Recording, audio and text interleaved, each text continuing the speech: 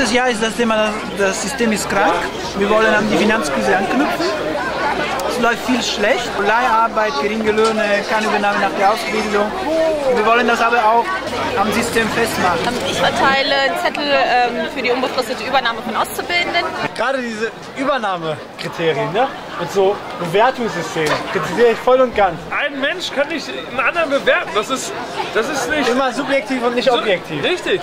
Das ist einfach, dann spielt ein Nasenfaktor eine Rolle. Aufgrund dessen sind wir dafür, dass eine unbefristete Übernahme in allen Ausbildungsverhältnissen bestehen sollte. Hier geht es um das Thema Leiharbeit, dass Leiharbeit generell verboten werden sollte, damit halt alle eine planbare Zukunft haben. Die Leiharbeiter haben einfach keine Perspektive. Die können zur Bank gehen, die kriegen keinen Kredit, die könnten nach einem Jahr wieder arbeitslos sein. Das ist eine Frechheit. Das ist eine Initiative der IG Metall mit dem Respekt TV.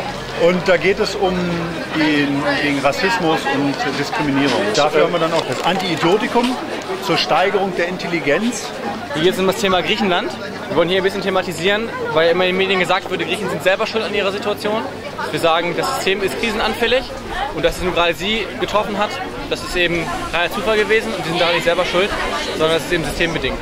Finanzspritze für die Welt, damit jeder mal ein bisschen Geld abkriegt hier.